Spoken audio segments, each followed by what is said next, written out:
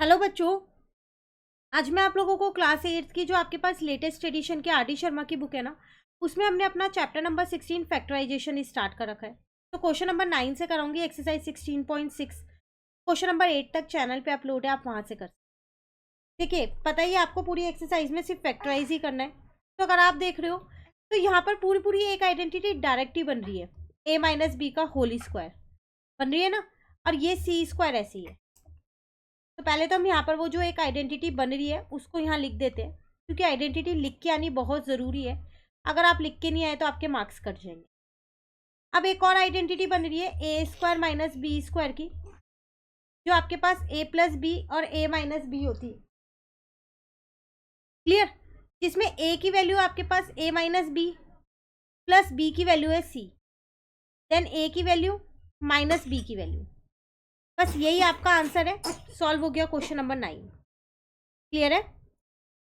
अब question number 10 हमारे पास यहाँ पर है x square plus 2x plus 1 minus 9y square. तो आप इन तीनों में एक आइडेंटिटी लगा सकते हो। ए स्क्वायर इसे बना लो, बी स्क्वायर इसे बना लो, और 2ab ये बन गया। 1 को तो मल्टीप्लाई करोगे किसी से भी वही नंबर ही आएगा ना, है ना। और इसको आप लिख सकते हो 3y का होल स्क्वायर। अब ये तो हो जाएगी ए प्लस बी के होल स्क्वायर की आइडेंटिटी। यहाँ पर 3y का होल स्क्वायर ऐसी है। तो आपने एक आइडेंटिटी यूज़ की a square plus 2ab plus b square, जो आपके पास होती है ए प्लस बी का होल स्क्वायर। एक आइडेंटिटी यूज़ की a square minus b square, जो अभी हम यूज़ करने वाले हैं इसे, ए प्लस बी और ए माइनस बी। तो ए की वैल्यू आपके पास ये है, प्लस बी की वैल्यू आपके पास ये है, देन ए की वैल्यू आपके पास ये है, माइनस बी की वैल्यू आपके पास ये है। क्लियर? तो ये हो गया आपके पास यहाँ फैक्टराइज। चलिए अब आते हैं क्वेश्चन नंबर 11 पे। देखो यहाँ पर आपको तीन ही टर्म दे रखी हैं, ए स्क्वायर प्लस 4ab है और प्लस का 3b स्क्वायर है। तो अब आप इसको कैसे फैक्टराइज करोगे? इसमें कोई आइडेंटिटी भी नहीं लग रही, तो इसमें आप थोड़ा सा खुद से चेंज कर लो। वो क्या? आप इस 4ab को ना दो पार्ट में लिख दो, 3ab प्लस का ab, और ये 3b स्क्वायर ऐसे ही रहने दो। बस अब इन दोनों की पेयरिंग कर दो और इन दोनों की पेयरिंग। a कॉमन आ गया तो यहाँ पर a प्लस 3b बचा, यहाँ पर b कॉमन आ गया तो a प्लस 3b बचा। अब a प्लस 3b और a प्लस 3b कॉमन है तो एक बार ले लिया, और a प्लस b अंदर बच गया। तो ये हो गया आपका फैक्टराइज। तो जब भी लगे आइडेंटिटी यूज नहीं हो रही है या फिर क्या करें, तो आप बीच वाले नंबर को दो पार्ट में स्प्लिट कर दो। ठीक है, चलिए नेक्स्ट आते हैं क्वेश्चन नंबर 12 पे। 96 minus 4x minus x square. देखो ये एक ऑर्डर में नहीं लिखा हुआ, पहले आप इसे एक ऑर्डर में लिखो, minus x square minus 4x plus का 96। जो डिग्री होती है वेरिएबल की, हाईएस्ट डिग्री सबसे आगे लिखते हैं। ठीक है, इस चीज़ का आपको ध्यान रखना है। चलिए अब इसको आगे सॉल्व करते हैं। तो अगेन कोई आइडेंटिटी नहीं लग रही है यहाँ पर, तो आप क्या करोगे, बीच वाले नंबर को दो पार्ट में लिख लो। पर अब इस तरीके से लिखना कि जब आप उन्हें मल्टीप्लाई करो तो 96 ही आए।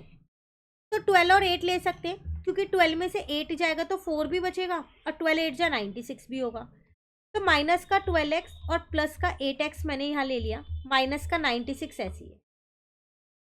ठीक है, अब इन दोनों में से कुछ कॉमन लेना पड़ेगा, और इन दोनों में से पहले मैंने यहाँ से 8 कॉमन ले लिया, तो यहाँ पर x माइनस का 12 बचा। ठीक है ना।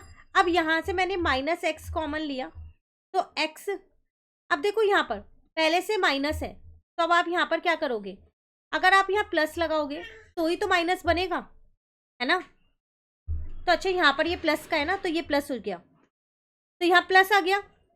अब यहाँ पर अब बच गया आपके पास 12, तो x प्लस 12 एक आ गया आपके पास, और दूसरा आप पे आ गया 8 माइनस का x। ये हो गया आपका फैक्टराइज।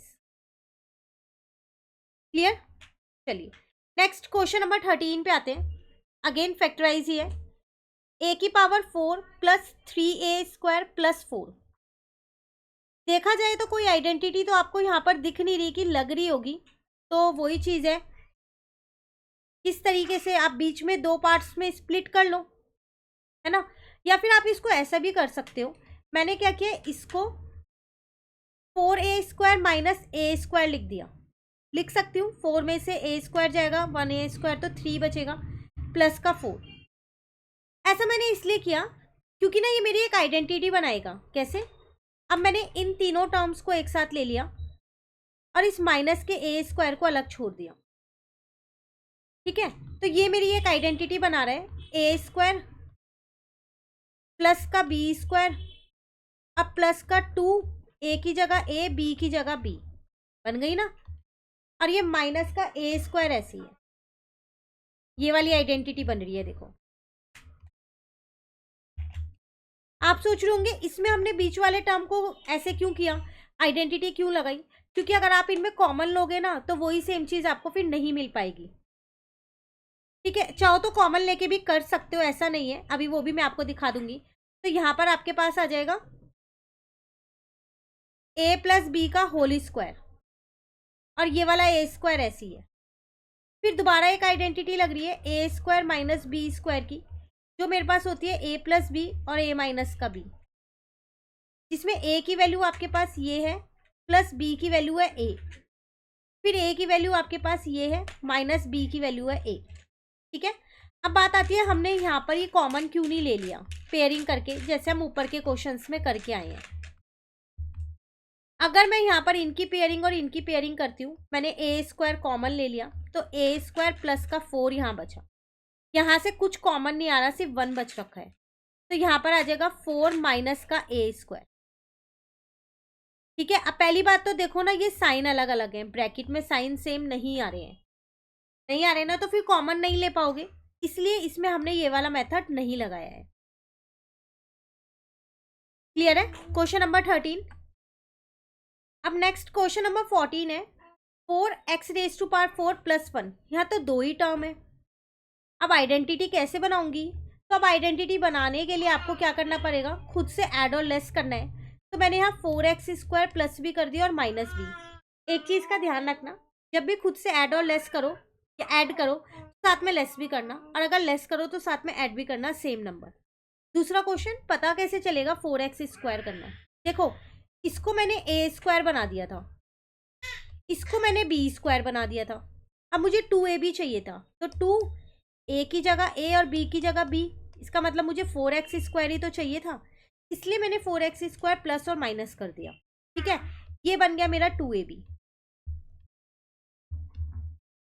और ये वाले इस वाले टर्म को मैंने लिख दिया 2x का होल स्क्वायर। क्लियर? तो ये हो गया a प्लस b के होल स्क्वायर, और यहाँ आ गया 2x का होल स्क्वायर। अब आपको आइडेंटिटी लिखनी है साथ साथ, तो सब में लिखते रहना, यहाँ पर a प्लस बी के होल स्क्वायर की और a² माइनस b² की लिखनी है। अब दोबारा लगाओ a प्लस बी और a माइनस बी, बस ये हो गया आपका फैक्टराइज। क्लियर है? चलिए आते हैं क्वेश्चन नंबर 15 पे। यहाँ भी 2 टर्म है, 4x⁴ प्लस y⁴। तो इसको आप लिख सकते हो 2x² का होल स्क्वायर प्लस इसको लिख सकते हो y² का होल स्क्वायर। अब आपको 2ab चाहिए, तो प्लस का 2, a की जगह a, b की जगह b, जो प्लस किया है उसको माइनस भी करना पड़ेगा, तो आपने 4x² y² माइनस भी कर दो। ये मैंने खुद से ऐड और लेस किया, पता चल गया होगा आइडेंटिटी के अकॉर्डिंग कैसे किए।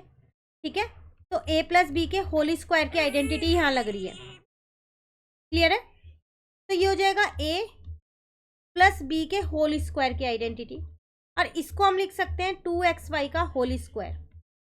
अब फिर यहाँ पर a² माइनस b² की आइडेंटिटी लग रही है, जो होती है मेरे पास a² a प्लस b,